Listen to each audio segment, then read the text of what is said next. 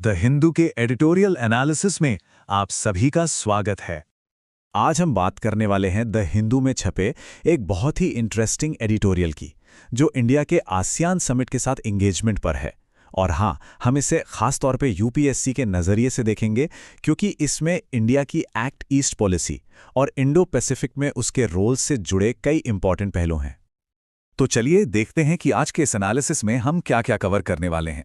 सबसे पहले तो ये समझेंगे कि भाई इंडिया की फॉरेन पॉलिसी के लिए आसियान इतना ज़रूरी है क्यों। फिर हम देखेंगे कि इंडिया के कमिटमेंट्स क्या रहे हैं। उसके बाद उस हाई प्रोफाइल एब्सेंस की बात करेंगे जिस पर ये एडिटोरियल फोकस करता है, और आखिर में एडिटोरियल के फाइनल एनालिसिस को समझेंगे। तो एडिटोरियल की जो मेन क्रिटिक है, मतलब जो आलोचना है, उसे समझने के लिए हमें पहले ये समझना होगा कि दांव पर क्या लगा है। आखिर ये जो हर साल समिट होता है, ये इंडिया के लिए इतनी अहमियत रखता क्यों है? देखिए, इंडिया और आसियान का जो रिश्ता है वो कोई रातों रात नहीं बना है। इसमें एक पूरी जर्नी है। जैसा कि हम देख सकते हैं, 1995 में भारत एक डायलॉग पार्टनर बना, फिर 2002 तक ये रिश्ता समिट लेवल तक पहुंच गया, और देखिए 2017 में तो क्वाड का एक तरह से पुनर्जन्म भी इसी प्लेटफॉर्म के साइडलाइंस पर हुआ था, जो दिखाता है कि इसकी स्ट्रेटेजिक इंपॉर्टेंस कितनी ज़्यादा बढ़ गई है। तो ये सिर्फ एक मीटिंग भर नहीं है, बल्कि पूरे इंडो पैसिफिक रीजन में डिप्लोमेसी का एक, आप कह सकते हैं, एक हब है। ये ईस्ट एशिया समिट को होस्ट करता है, जहां अमेरिका, चीन और रूस जैसी बड़ी शक्तियां एक साथ आती हैं। इसलिए इंडिया के लिए अपनी एक्ट ईस्ट पॉलिसी को एक्शन में लाने का यह सबसे बड़ा और सबसे ज़रूरी मंच है। चलिए अब आगे बढ़ते हैं और देखते हैं कि इंडिया ने इस रीजन को लेकर क्या क्या बड़े बड़े कमिटमेंट्स किए हैं, मतलब ऑफिशियली क्या क्या कहा है। प्रधानमंत्री का ये बयान देखिए। उन्होंने एक वर्चुअल स्पीच में कहा था कि 21वीं सदी भारत और आसियान की सदी है। मतलब ये बयान अपने आप में दिखाता है कि इंडिया इस रिश्ते को कितने ऊंचे लेवल पर देखता है। अब इंडिया ने बार बार आसियान सेंट्रलिटी का सपोर्ट किया है। इसका मतलब यह है कि इस रीजन के भविष्य के सेंटर में आसियान ही रहे। इसके साथ साथ मैरिटाइम सिक्योरिटी से लेकर ट्रेड एग्रीमेंट तक कई बड़े वादे किए गए हैं। लेकिन यहां सवाल ये उठता है कि क्या ये सारे बयान एक्शन में भी बदले हैं? और यहीं से मामला थोड़ा दिलचस्प हो जाता है। एडिटोरियल इशारा करता है कि जो मजबूत बयान दिए गए और जो असल में हुआ, उनके बीच एक गैप है, एक तनाव है। एडिटोरियल का जो सबसे बड़ा सवाल है वो यही है कि अगर ये समिट इंडिया की फॉरेन पॉलिसी के लिए इतना ज्यादा जरूरी है, तो फिर प्रधानमंत्री 2022 के बाद दूसरी बार वहां मौजूद क्यों नहीं थे? अब ये स्लाइड देखिए। ये ऑफिशियल वजह और एडिटोरियल की आलोचना के बीच का जो फर्क है उसे बिल्कुल साफ दिखाती है। एक तरफ ऑफिशियल कारण बताया गया कि भाई इंडिया में त्योहारों का मौसम है, लेकिन दूसरी तरफ एडिटोरियल कहता है कि ये वजह कुछ जमी नहीं, क्योंकि इतने बड़े इवेंट्स तो महीनों पहले से प्लान होते हैं। तो फिर असली वजह क्या हो सकती है? एडिटोरियल कुछ दूसरी संभावनाओं की तरफ इशारा करता है, जैसे कि बिहार के चुनाव का कैंपेन शेड्यूल, या फिर अमेरिका और मलेशिया के साथ चल रहे कुछ तनाव। तो इस पूरी सिचुएशन पर एडिटोरियल का फाइनल टेक क्या है? इस फैसले का नतीजा क्या निकला? एडिटोरियल का तर्क यह है कि जियोपॉलिटिक्स में कई बार आपका सिर्फ वहां होना, आपकी फिजिकल प्रेजेंस ही एक बहुत बड़ा मैसेज देती है, कमिटमेंट का मैसेज। और ये एक ऐसा मौका था जिसे इंडिया ने मिस कर दिया, जबकि अमेरिका और चीन जैसे बड़े देश वहां मौजूद थे। तो जो सबसे जरूरी बात है वो यहां पर है, इंडिया की जो कही हुई पॉलिसी है और जो एक्शन लिया गया, उसके बीच एक डिस्कनेक्ट, एक गैप नजर आता है। और एडिटोरियल के हिसाब से इसका सीधा असर इंडिया की रीजनल स्टैंडिंग और एक लीडर के तौर पर उसकी भूमिका पर पड़ सकता है। तो ये पूरा एनालिसिस हमें एक बहुत जरूरी सवाल पर लाकर छोड़ देता है कि कोई भी देश अपनी घरेलू प्राथमिकताओं और अपनी अंतर्राष्ट्रीय जिम्मेदारियों के बीच एक बेहतर बैलेंस कैसे बना सकता है, खासतौर पर जब एक्ट ईस्ट जैसी अहम पॉलिसी दांव पर हो। इस पर सोचना वाकई जरूरी है। तो चलिए आज बात करते हैं भारत के चक्रवात प्रबंधन पर। यह एक ऐसी कहानी है जिसमें जबरदस्त प्रगति भी है और कुछ नई गंभीर चुनौतियां भी हैं। हमारा अगला और दूसरा संपादकीय विषय है भारत के पूर्वी तट पर चक्रवात प्रबंधन। देखिए, ये एक ऐसी कहानी है ना जिसमें एक तरफ तो जबरदस्त कामयाबी मिली है, लेकिन दूसरी तरफ कुछ नई चुनौतियां भी सिर उठाकर खड़ी हो गई हैं। तो आज हम क्या क्या देखने वाले हैं? सबसे पहले समझेंगे कि बंगाल की खाड़ी में चक्रवातों का मौसम कैसा रहता है। फिर इतिहास में झांक कर देखेंगे कि कितनी तबाही हुई है। इसके बाद बात होगी उस बड़े बदलाव की जो हमारी तैयारियों में आया। और फिर ये भी देखेंगे कि जाने बचाने से आगे अब क्या, और आखिर में इस दिशा में अगले कदम क्या होने चाहिए उस पर चर्चा करेंगे। तो चलिए शुरू करते हैं। पहला सेक्शन, बंगाल की खाड़ी का चक्रवाती मौसम। आइए सबसे पहले ये समझते हैं कि ये खतरा बार बार आता क्यों है और भारत के पूर्वी तट के लिए इतना गंभीर क्यों है। देखिए, बंगाल की खाड़ी एक तरह से चक्रवातों का हॉटस्पॉट है। मतलब ज्यादातर चक्रवात यहीं बनते हैं और इसका पूरा असर पड़ता है भारत के पूर्वी तट पर, खास करके अक्टूबर और नवंबर के महीने। ये पीक टाइम होता है। अगर हम इतिहास उठाकर देखें तो 18वीं से 20वीं सदी के बीच जो 12 बड़े चक्रवात आए, उनमें से 9 चक्रवात सिर्फ इन्हीं 2 महीनों में आए थे। और ये जो तूफान आते हैं ना, ये अक्सर बहुत ही विनाशकारी होते हैं। अब आते हैं तबाही के उस इतिहास पर। पिछले चक्रवातों ने इंसानी जिंदगी पर क्या असर डाला, आइए उसको समझते हैं, क्योंकि इसी इतिहास ने आज के बदलाव की नींव रखी थी। 2 घटनाएं ऐसी हैं जो एक टर्निंग पॉइंट साबित हुई। एक तो 19 नवंबर 1977 को, जब आंध्र प्रदेश के निजामपट्टनम में एक भयंकर चक्रवात आया, और दूसरा ठीक 22 साल बाद 29 अक्टूबर 1999 को, जब एक सुपर साइक्लोन ने ओडिशा के पारादीप तट को हिट किया। ये दोनों ही आपदाएं, इनका स्केल बहुत बड़ा था। और स्केल कितना बड़ा था, ये नंबर देखिए, लगभग 10,000। और ये 10,000 का आंकड़ा दोनों हादसों का मिलाकर नहीं है, ये हर एक हादसे में हुई मौतों का आंकड़ा है। मतलब 1977 में भी करीब 10,000 लोग और 1999 में भी करीब 10,000 लोग। ये इतना बड़ा इंसानी नुकसान था जिसने पूरे देश को हिलाकर रख दिया और ये एहसास दिलाया कि अब कुछ बदलना ही होगा। और इसी एहसास से एक पैराडाइम शिफ्ट आया, एक बहुत बड़ा बदलाव आया चक्रवात प्रबंधन में। पहले क्या होता था, हर तरफ बस जीवन का विनाशकारी नुकसान, लेकिन आज पूरा फोकस जीवन की सुरक्षा पर है। ये एक जमीन आसमान का फर्क है। तो आइए अब उस बदलाव की कहानी को विस्तार से समझते हैं। हमारा अगला सेक्शन, तैयारी में बड़ा बदलाव, यानी भारत ने जाने बचाना कैसे सीखा, कैसे केंद्र और राज्य सरकारों ने मिलकर इस तस्वीर को पूरी तरह बदल दिया। तो ये कमाल हुआ कैसे? इसके पीछे एक बहुआयामी रणनीति है। पहला कदम, उन्नत पूर्व चेतावनी प्रणाली। मतलब अब हमारे पास ऐसी टेक्नोलॉजी है जो चक्रवात आने से काफी पहले ही सटीक चेतावनी दे देती है। दूसरा कदम, जैसे ही चेतावनी मिलती है, जो लोग खतरे वाले इलाकों में हैं उन्हें संगठित तरीके से निकाल लिया जाता है। तीसरा कदम, एनडीआरएफ की टीमों को पहले से ही सक्रिय रूप से तैनात कर दिया जाता है। वो तूफान के आने का इंतजार नहीं करते। और चौथा कदम, इसके अलावा संरचनात्मक और गैर संरचनात्मक यानी कई तरह के दीर्घकालिक उपाय भी किए जाते हैं। इसका एक हालिया उदाहरण देखते हैं, चक्रवात मोन्था। जैसे ही इसकी खबर आई, आंध्र प्रदेश और ओडिशा में पूरा सिस्टम सक्रिय हो गया। फौरन लोगों को सुरक्षित जगहों पर पहुंचाने का काम शुरू हुआ। एनडीआरएफ की टीमें तैनात की गईं। ये दिखाता है कि अब हमारा रिस्पॉन्स सिस्टम कितना प्रोएक्टिव और कितना प्रभावी हो चुका है। तो ठीक है, हमने जाने बचाना तो सीख लिया, लेकिन जैसा मैंने शुरू में कहा था, कहानी यहां खत्म नहीं होती। अब एक नया चैलेंज सामने है। सेक्शन, जीवन बचाने से आगे, मतलब चक्रवात से होने वाले नुकसान का एक नया मोर्चा खुल गया है। तो अब नुकसान का फोकस कहां शिफ्ट हो गया है? अब सबसे बड़ी चिंता है सार्वजनिक और निजी संपत्ति की। लोगों के घर, दुकान सब तबाह हो जाते हैं। इससे भी बड़ी बात, लोगों की रोजी रोटी, उनकी आजीविका छिन जाती है, खासकर उन लोगों की जो पहले से ही कमजोर हैं। सोचिए, दूध देने वाले पशु, खेती में काम आने वाले जानवर, पोल्ट्री फार्म, सब कुछ तूफान में बर्बाद हो जाता है। इसको एक केस स्टडी से समझते हैं। चक्रवात गाजा, जो 2018 में आया था, इसने तमिलनाडु तट पर, खास करके नागापट्टिनम और तंजावुर जिलों में बड़े पैमाने पर मवेशियों और पोल्ट्री को नुकसान पहुंचाया। इससे साफ है कि अब हमें सिर्फ लोगों को नहीं, उनकी रोजी रोटी को भी बचाना है। ये एक बहुत गंभीर समस्या है। तो यहीं से हम आते हैं अपने आखिरी और सबसे महत्वपूर्ण हिस्से पर, लचीलेपन में अगले कदम। मतलब प्रतिक्रिया से आगे बढ़कर अब पुनर्वास की दिशा में हमें क्या कदम उठाने होंगे। तो आगे का रास्ता क्या है? देखिए, 2 अहम जिम्मेदारियां हैं। एक, प्रशासनिक मशीनरी की, जो भी अब तक सीखा है उसको राहत और पुनर्वास में और बेहतर तरीके से इस्तेमाल करना होगा। और दूसरी, राजनीतिक नेतृत्व की।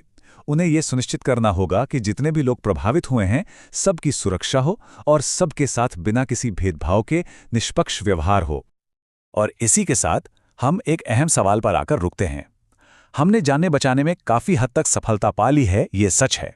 लेकिन अब सवाल यह है कि तटीय राज्य प्रकृति के इस बार बार होने वाले प्रकोप से लोगों की रोजी रोटी और उनकी संपत्ति को बेहतर तरीके से कैसे बचा सकते हैं। ये आज के दौर की सबसे बड़ी चुनौती है। हमारा अगला और तीसरा संपादकीय विषय है एक बहुत ही जरूरी मुद्दा।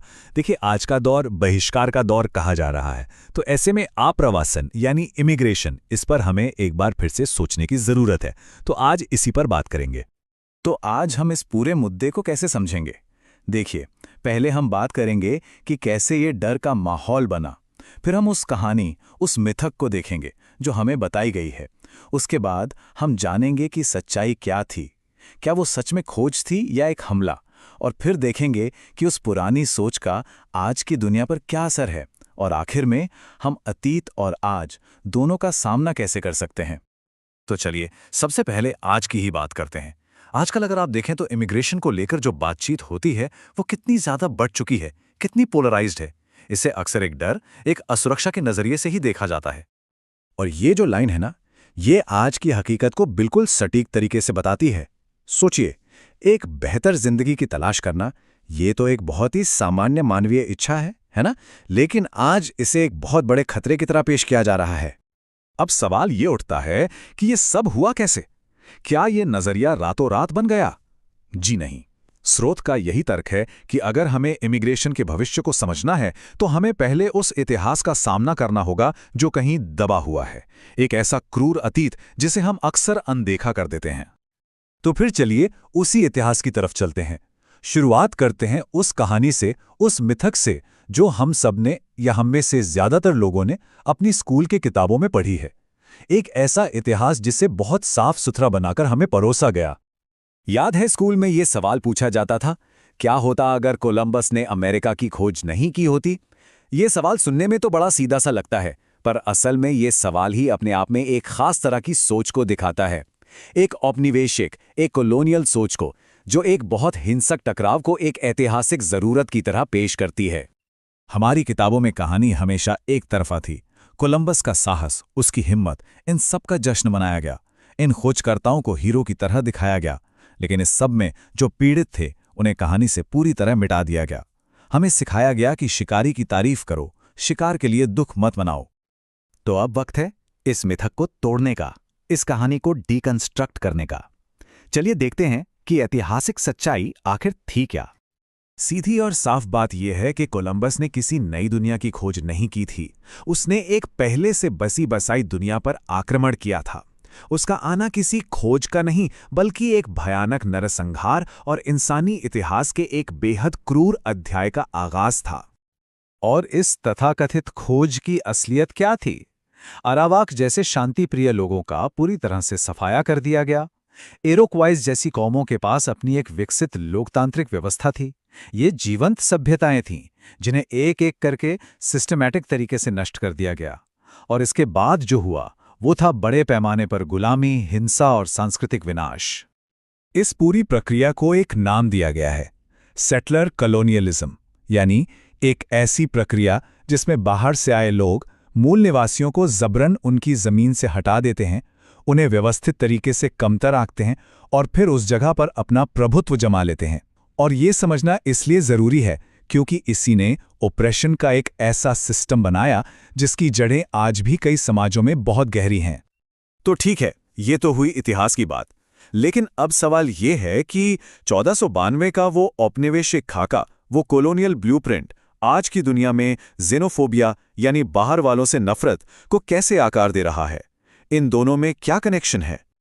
इसका एक बहुत ही चौंकाने वाला उदाहरण है जेरोनिमो। याद है ओसामा बिन लादेन को खत्म करने के लिए जो ऑपरेशन हुआ था? उसका कोडवर्ड था जेरोनिमो। जेरोनिमो एक अपाची योद्धा थे जो अपनी जमीन बचाने के लिए लड़ रहे थे। अब सोचिए, एक ऐसे योद्धा का नाम एक आतंकवादी को मारने के मिशन के लिए इस्तेमाल किया गया। यह दिखाता है कि हम अपने इतिहास को लेकर कितने अनजान हैं, कितनी गहरी हिस्टोरिकल एमनीजिया है। और यहीं पर हमें एक बहुत बड़ा दोहरापन, एक हिपोक्रेसी देखने को मिलती है।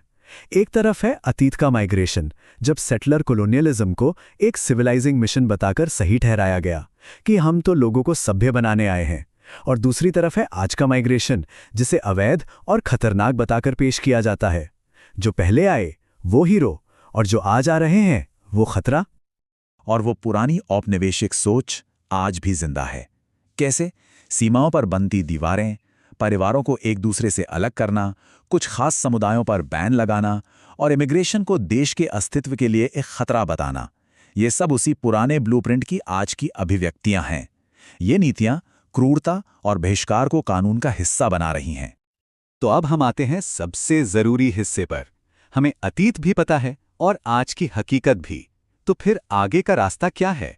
और रास्ता यही है कि हमें अतीत और वर्तमान दोनों का एक साथ सामना करना होगा। ये जो बात है ना, ये पूरी बहस को एक नए नजरिए से देखने के लिए कहती है कि सुरक्षा की तलाश करना या बेहतर मौके के लिए बॉर्डर पार करना, ये कोई प्रिविलेज या विशेषाधिकार नहीं है जो किसी की मेहरबानी पर मिले। ये एक बुनियादी इंसानी चाहत है, एक मानवीय आकांक्षा है। इसका मतलब ये हुआ कि इतिहास की सच्चाई का सामना करना सिर्फ कोई अच्छी बात या शिष्टाचार नहीं है। नहीं, ये न्याय और जवाबदेही के लिए एक बुनियादी ज़रूरत है। इसके बिना हम आगे नहीं बढ़ सकते। एक न्यायपूर्ण भविष्य की नींव तभी रखी जा सकती है जब हम अतीत की गलतियों को ईमानदारी से स्वीकार करें। और अंत में स्रोत हमें इसी एक बड़े और ज़रूरी सवाल के साथ छोड़ जाता है। क्या ये मुमकिन है कि हम अतीत की कड़वी सच्चाइयों का सामना किए बिना एक न्यायपूर्ण भविष्य बना लें? ये सवाल हमें चुनौती देता है कि हम अपनी आज की नीतियों को अपने इतिहास के आईने में रखकर देखें। हमारा चौथा और आखिरी संपादकीय विषय है इतिहास का अर्थशास्त्र। इसमें हम ये देखने वाले हैं कि आखिर हमारा अतीत यानी हमारी हिस्ट्री हमारे आज और आने वाले कल की इकोनॉमिक पॉलिसीज को कैसे आकार देती है। तो शुरुआत कहाँ से करें? शुरुआत करते हैं हाल ही में दिए गए 2025 के इकोनॉमिक्स के नोबेल प्राइज से। अब देखिए, ये सिर्फ कोई एकेडमिक अवार्ड नहीं है, ये एक बहुत बड़ा सिग्नल है। ये हमें बताता है कि आज दुनिया के सामने जो बड़े बड़े चैलेंजेस हैं, उन्हें समझने के लिए हमें किन आइडियाज पर फोकस करने की जरूरत है। और इस पुरस्कार की कहानी में ना एक बड़ा दिलचस्प मोड़ है। ये मोड़ इकोनॉमिक्स और हिस्ट्री के बीच के थोड़े कह सकते हैं असहज लेकिन बहुत जरूरी रिश्ते को सामने लाता है। ये शब्द हैं 2025 के नोबेल विजेताओं में से एक जोएल मैक्वायर के। और मजे की बात देखिए, उन्होंने खुद ही एक बार मजाक में कहा था कि इकोनॉमिक हिस्टोरियंस को नोबेल प्राइज नहीं मिलता। अब ये सुनने में तो एक छोटी सी बात लगती है ना, लेकिन ये इकोनॉमिक्स की फील्ड में एक गहरी प्रोफेशनल अनीस को दिखाती है। और यही बेचैनी की जड़ है। देखिए, जब दुनिया एआई, इनइक्वालिटी और जियोपॉलिटिकल शॉक्स जैसे बड़े बड़े बदलावों से गुजर रही हो, तब हिस्ट्री का वो धीमा, सबूतों पर आधारित काम और भी ज़्यादा ज़रूरी हो जाता है। ऐसे ही मुश्किल समय में तो हमें एक लॉन्ग टर्म पर्सपेक्टिव की सबसे ज़्यादा ज़रूरत पड़ती है। तो मैक्वायर्स का मेन आर्गुमेंट क्या है? वो कहते हैं कि इकोनॉमिक ग्रोथ सिर्फ कुछ गैजेट्स या जीनियस इन्वेंटर्स की वजह से नहीं होती। नहीं, इसके पीछे एक बहुत गहरा सोशल इंजन काम करता है। मैक्वायर एक कॉन्सेप्ट देते हैं, सोशल टेक्नोलॉजी या सामाजिक तकनीक। इसका मतलब क्या है? मतलब ये कि मॉडर्न ग्रोथ की नींव टेक्निकल इन्वेंशन से भी पहले उस सोशल और सिविक मशीनरी पर रखी गई थी जो यूजफुल नॉलेज को फैलने और इवॉल्व होने का मौका देती है। तो ये सिर्फ कोई मशीन नहीं, बल्कि आइडियाज के लेन देन का एक पूरा का पूरा सिस्टम है।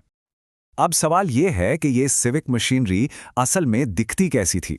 सोचिए जरा, प्रिंटिंग प्रेस जहां आइडियाज छप रहे थे, कॉफी हाउस जहां लोग उन आइडियाज पर बहस कर रहे थे, लर्नेड सोसाइटीज और तो और गिल्ड्स जो स्किल और नॉलेज के हब थे, ये सब मिलकर ही तो तरक्की का इंजन चला रहे थे।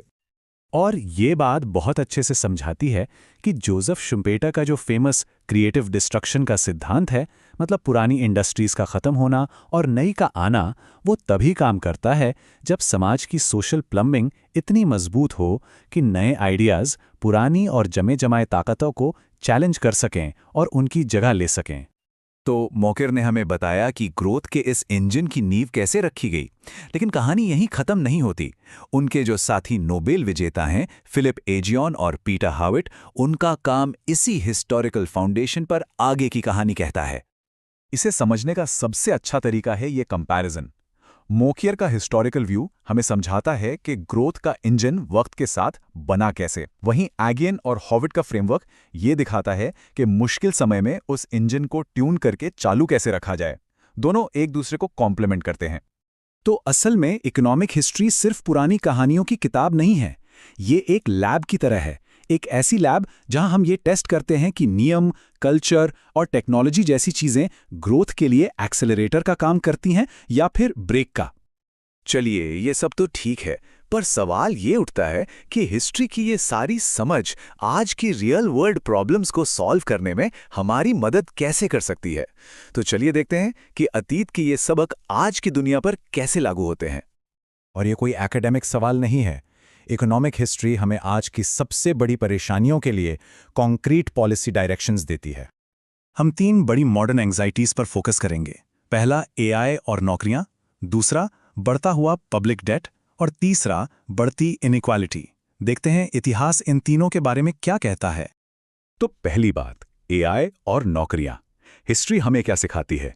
वो ये कि टेक्नोलॉजी शॉक्स नौकरियां खत्म नहीं करते, बल्कि स्किल्स की कीमत बदल देते हैं। असली चैलेंज इस ट्रांजिशन को मैनेज करना है।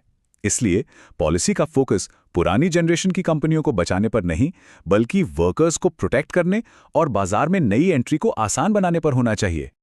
दूसरी चिंता है पब्लिक डेट।